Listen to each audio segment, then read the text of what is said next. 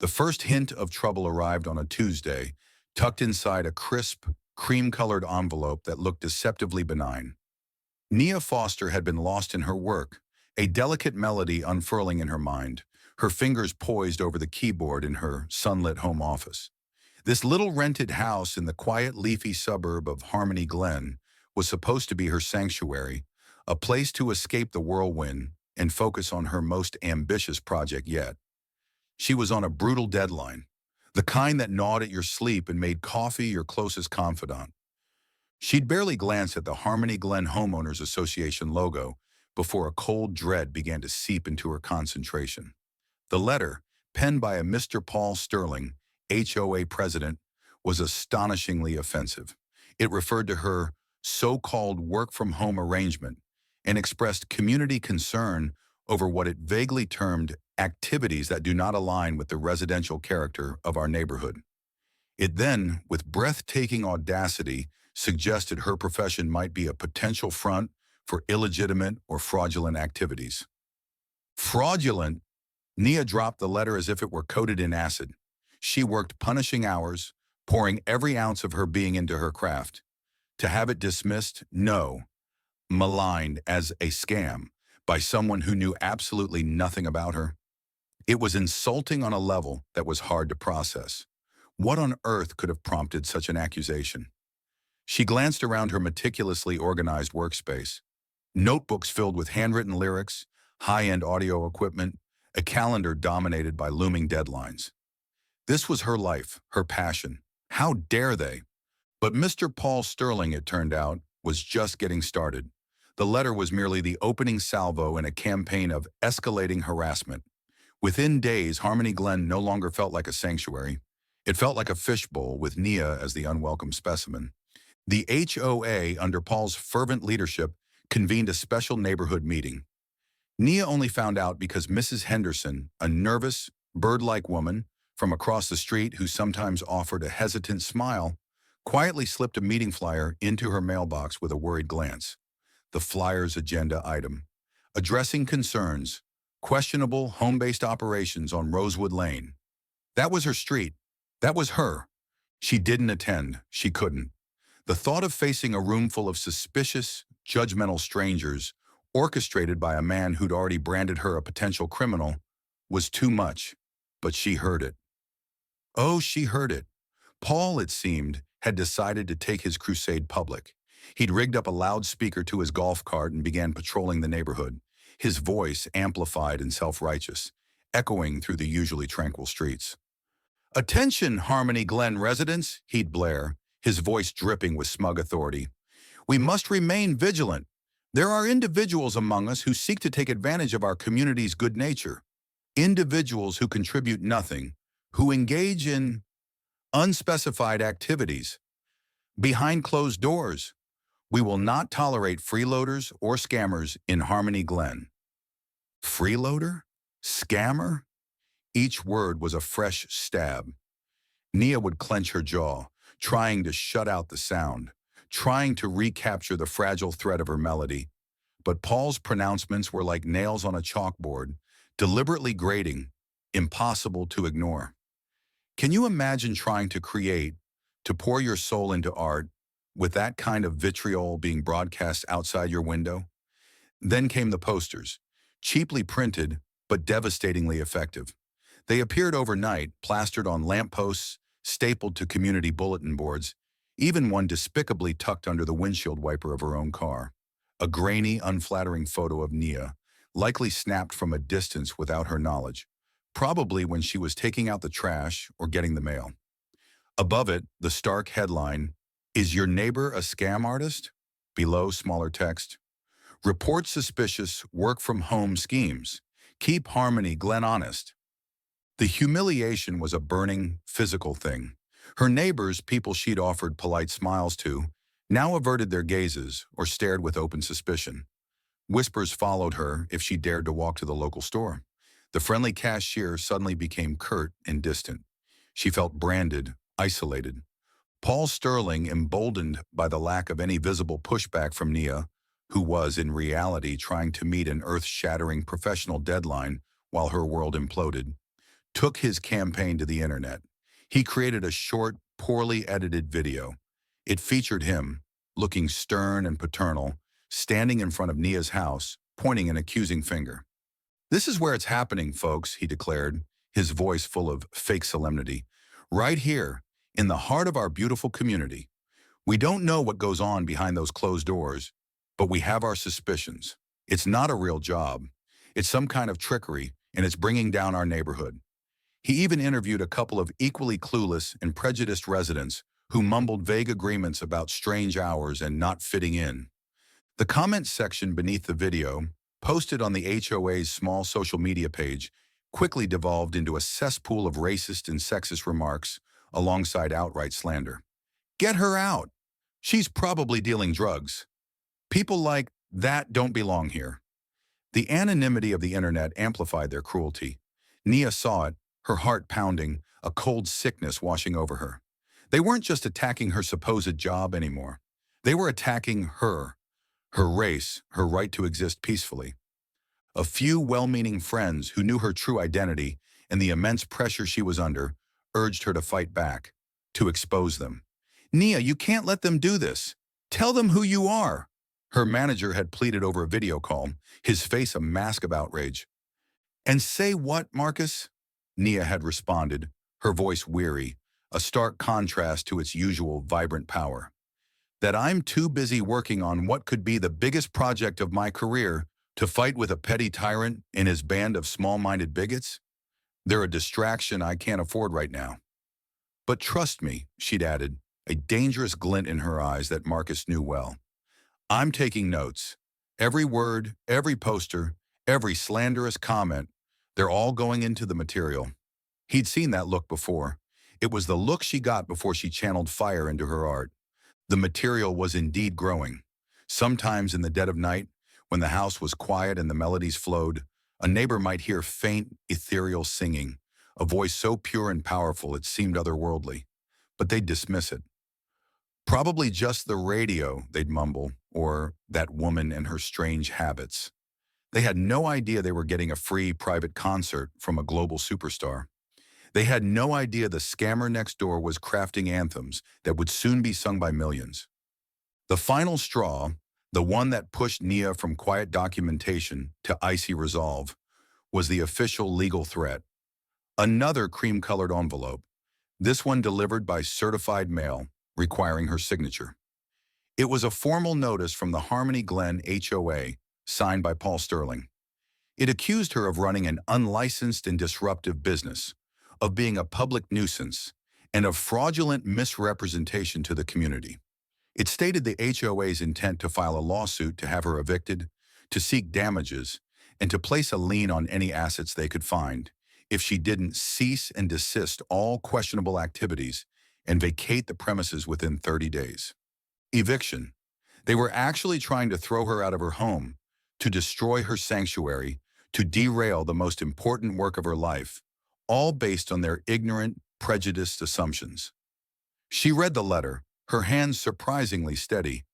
The weariness she'd felt was replaced by a cold, crystalline anger. This wasn't just an attack on her work anymore. This was an attack on her spirit, on her fundamental right to be. Paul Sterling had made a critical error. He'd mistaken her quiet focus for weakness. He'd mistaken her silence for surrender. He had no idea the hornet's nest he'd just kicked. He had no idea that Nia Foster, the woman he was trying to destroy, was a master of turning pain into power, insult into inspiration. She looked at the legal document, then at the calendar on her wall. The deadline for her album was just weeks away, but suddenly a new, even more pressing deadline loomed: the HOA's ridiculous ultimatum. A slow, dangerous smile touched Nia's lips. "Okay, Mr. Paul Sterling," she whispered to the empty room, her voice a low thrum of energy. "You want a show? You want to know what my questionable activities are? I think it's time I gave Harmony Glen a private performance they'll never forget." The fight was on, and Nia Foster always knew how to command a stage. The legal threat, far from intimidating Nia, acted as a clarifying fire. The 30-day ultimatum was a ticking clock, but instead of panic, a cold, hard resolve settled within her. She spent a long evening on a secure video call with Marcus, her manager, and a formidable, sharp-tongued entertainment lawyer named Brenda Chen, whose reputation for dismantling bullies was legendary in the industry. While Brenda began quietly outlining a counteroffensive strategy that would make Paul Sterling's head spin, Nia's instruction was simple. Let them dig their own hole a little deeper. I have an album to finish, and I think they're giving me some incredible new material for the deluxe edition. Brenda had smirked. Marcus had looked worried but nodded. He knew that tone in Nia's voice. It meant she was about to weaponize her art. Meanwhile, Paul Sterling, misinterpreting Nia's continued focus on her work as fear or capitulation, grew even more arrogant.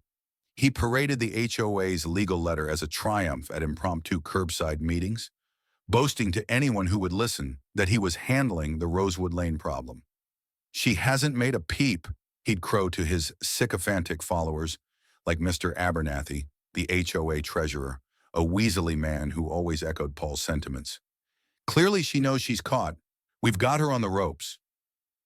The community watch patrols past Nia's house intensified. No longer just Paul and his golf cart, but pairs of self-important residents, armed with flashlights even in broad daylight, making a show of peering into her windows, scribbling notes on clipboards. They deliberately walk slowly, their conversations loud and pointed, discussing suspicious noises or unusual comings and goings. It was a blatant, psychological warfare, designed to unsettle and intimidate. Can you imagine the oppressive feeling of being constantly watched, judged in your own home, the one place you're supposed to feel safe? Deliveries to Nia's house became an ordeal.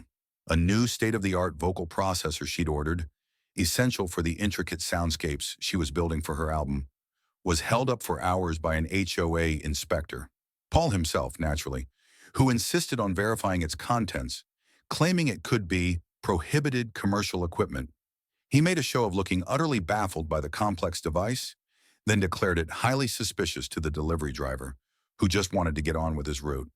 The driver later recounted the incident to his depot, and word started to spread among local delivery services about the crazy HOA president on Rosewood Lane making life hell for one of the residents. One afternoon, Nia was in the middle of a particularly complex vocal layering session for a powerful ballad about resilience. She was pushing her voice to its limits, hitting notes that shimmered with emotion and power. Unknown to her, Mrs. Henderson, her busybody neighbor, was weeding her flower bed directly under Nia's open office window. Mrs. Henderson heard snippets of the raw, unedited vocal power, soaring melodies, gut-wrenching emotion. Instead of recognizing artistry, she heard evidence. She scurried over to Paul's house later that day, her eyes wide.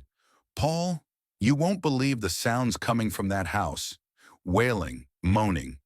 It's not natural. It's like some sort of ritual. Or maybe she's in distress because her criminal enterprise is collapsing." Paul, ever eager for more fuel, lapped it up. At the next hastily called emergency briefing, held on his driveway, he gravely informed the attendees about the disturbing, animalistic sounds reported from Nia's property, adding it to the growing list of her supposed transgressions. He suggested it might be coded messages or proof of her unstable character. The narrative was spiraling into the truly absurd, yet his core group of supporters nodded along, their faces grim with borrowed outrage. It's astonishing, isn't it, how prejudice can make people believe the most ridiculous things. Nia, through it all, continued her work. The pressure was immense. The deadline for the album master was non-negotiable. There were days she felt the weight of the neighborhood's scorn pressing down on her, making it hard to breathe, let alone create. During one particularly fraught late-night session, struggling with a difficult bridge for a song about overcoming adversity, she almost broke. The ugly words from the posters, the memory of Paul's jeering voice on the loudspeaker, the sheer injustice of it all, threatened to overwhelm her. But then she took a deep breath, closed her eyes and channeled all that pain, all that rage, all that frustration, directly into her microphone. The notes that emerged were raw, incandescent, a primal scream transformed into breathtaking art. That night, she didn't just finish the bridge, she forged an anthem. One sun-drenched morning, A long, black limousine with tinted windows pulled up outside Nia's house. From it emerged a strikingly elegant woman in dark sunglasses and a chic business suit, accompanied by a man carrying a heavy-duty, reinforced briefcase. This was Isabella Rossi, one of the most powerful A&R executives in the music industry, along with a top security officer. Isabella was in town for less than 24 hours, a whirlwind trip to personally hear the near-final tracks of Nia's album. An album the label was betting would be a global phenomenon and a Grammy contender. They were inside for less than 2 hours. As they left, Isabella was visibly emotional, dabbing her eyes while the security officer looked like he'd just witnessed something sacred. Paul Sterling and Mr. Abernathy, who happened to be inspecting a nearby sprinkler head, a pure coincidence of course, saw the whole thing. "A limo!" Abernathy hissed, nudging Paul. "See? I told you. She's meeting with her criminal associates. That briefcase is probably full of cash. Or worse." Paul nodded sagely, a grim look of satisfaction on his face. "This is the evidence we needed, Abernathy. This seals it. She's not just a scammer. She's involved in organized crime. We need to escalate. The lawsuit isn't enough. We need to get the real authorities involved." He practically vibrated with self-importance. He was no longer just an HOA president. He was a crusading hero, protecting his town from the forces of darkness. He didn't know that Isabella Rossi had flown out that afternoon, already on the phone to the head of the record label, saying, "Clear the schedules.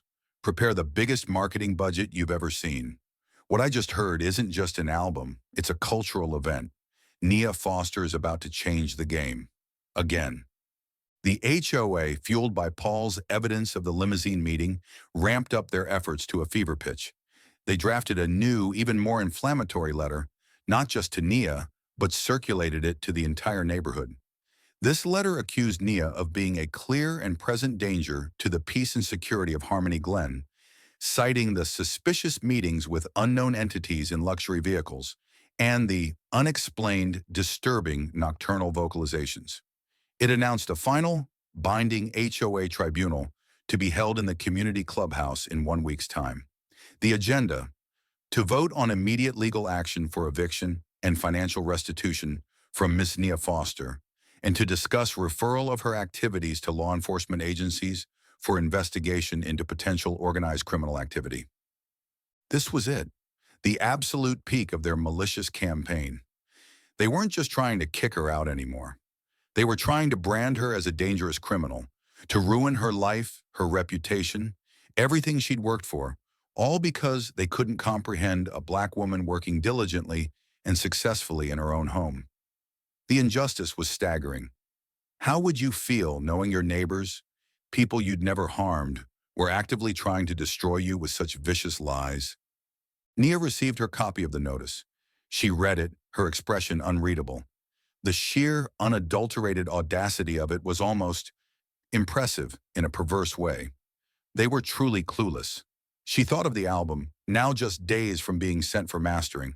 She thought of the lyrics, many of them now infused with the fire of this very battle. She called Marcus. "They've scheduled the lynching," she said, her voice devoid of emotion.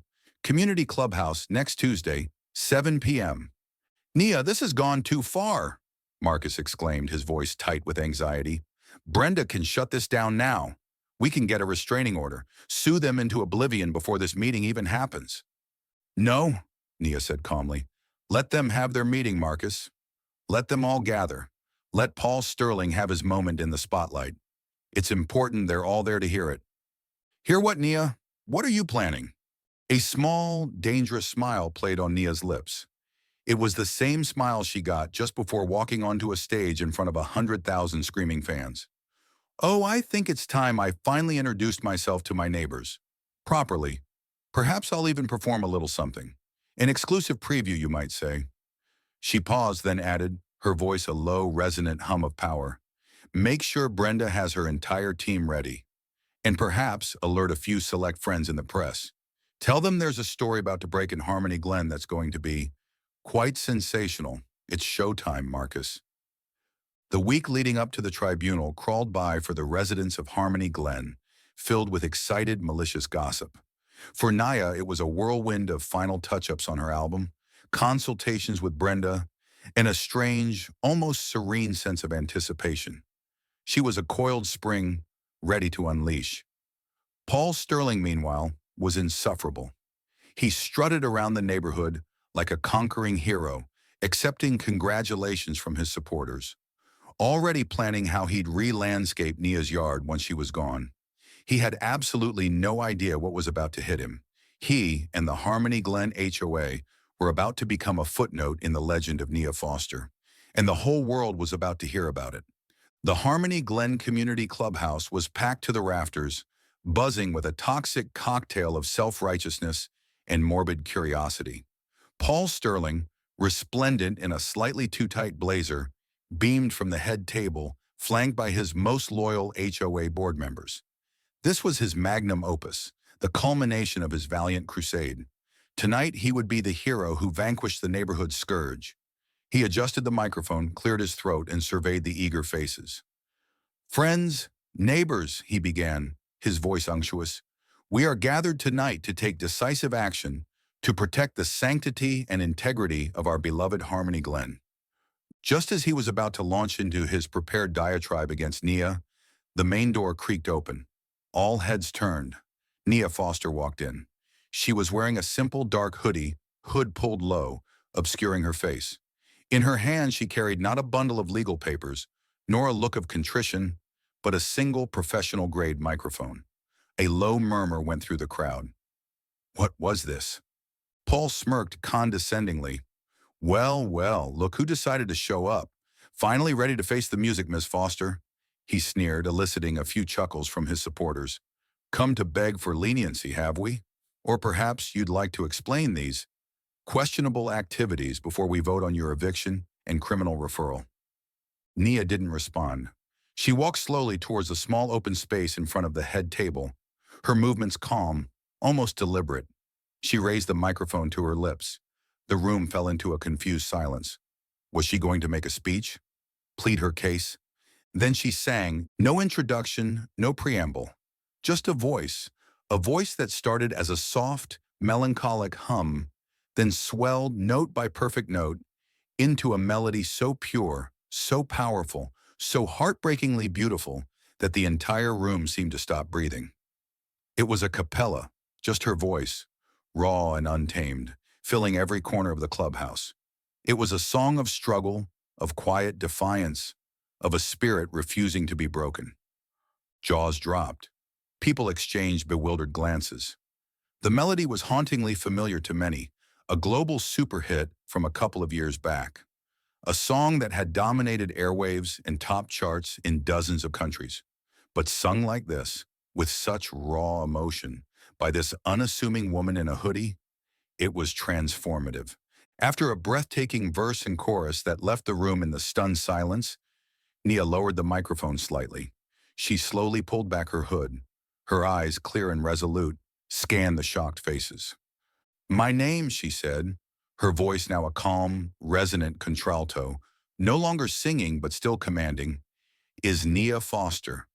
A collective gasp swept through the room. Nia Foster. The Nia Foster, the multi-platinum, Grammy Award-winning singer-songwriter whose posters adorned teenagers' bedrooms worldwide, whose concerts sold out stadiums in minutes. It was impossible. And yet, the voice, the face now unobscured, there was no denying it. Paul Sterling's smug expression had frozen, then shattered, replaced by a look of utter, slack-jawed disbelief. His face went from ruddy to a sickly pale green. Nia continued, her gaze unwavering. "The questionable home-based operation you've all been so worried about? That's me, writing and recording my new album. The project you've slandered as a scam and fraudulent activity? That's the body of work currently being lauded by critics as a masterpiece. And yes, Mr. Sterling, widely tipped for multiple Grammy nominations next year." As if on cue, the clubhouse doors burst open again, this time admitting a flurry of activity. Flashbulbs erupted. Reporters, microphones extended, surged forward, followed by a camera crew and a small determined group of young people holding up Nia Foster fan signs. Marcus, Nia's manager, and Brenda Chen, her formidable lawyer, entered calmly amidst the chaos, their expressions grimly satisfied. Paul Sterling looked like a trapped animal. This, this is a trick, he stammered, his voice cracking. She can't be. You're not. Oh, I am, Nia said, a steely edge to her voice. And you, Mr. Sterling, and this homeowners association have provided me with an abundance of inspiration. She gestured towards Brenda Chen. My lawyer has just filed a multi-million-dollar lawsuit against the Harmony Glen HOA, and you personally, Mr. Sterling, for defamation, slander, harassment, and racial discrimination. Every poster, every loudspeaker announcement, every social media post, every threat has been documented. She turned her attention back to the stunned, silent crowd. My new album is called Echoes of Harmony Glen. It tells a story. This story, the whole world is about to hear about the welcoming community you have here. Paul Sterling finally broke.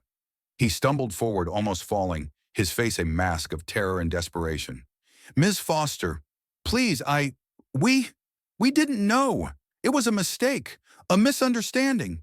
Please call off your lawyers. We'll do anything. I'll apologize. I'll resign. He actually started to sink to his knees. Nia looked down at him, not with hatred, but with a profound, weary disdain. She shook her head slowly. Some mistakes, Mr. Sterling, have consequences. You tried to silence my work, to destroy my peace, to run me out of my home based on nothing but prejudice. You didn't just misunderstand. You judged. You defamed. You incited. She raised her microphone again, her voice ringing with clarity. My apology will come in the form of my music.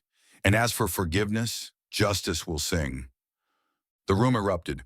Fans were cheering for Nia. Reporters were shouting questions. HOA members were either staring in horror at Paul or trying to distance themselves from him, suddenly very eager to declare they'd never agreed with his methods. It was pandemonium. Paul Sterling remained on the floor, a broken, groveling mess, the image of his humiliation captured by countless cameras. The satisfaction for anyone watching, anyone who had ever been unfairly judged or bullied, was a palpable, exhilarating wave. The aftermath was swift and decisive. Paul Sterling and the Harmony, Glen HOA, were obliterated in court. The evidence was overwhelming. They were ordered to pay Nia Foster $3 million in damages. Sterling lost his home, his reputation, everything. The HOA was disbanded, its charter revoked. Nia's album, Echoes of Harmony Glen, debuted at #1 on the Billboard charts and stayed there for weeks. Critics hailed it as her most powerful and personal work yet.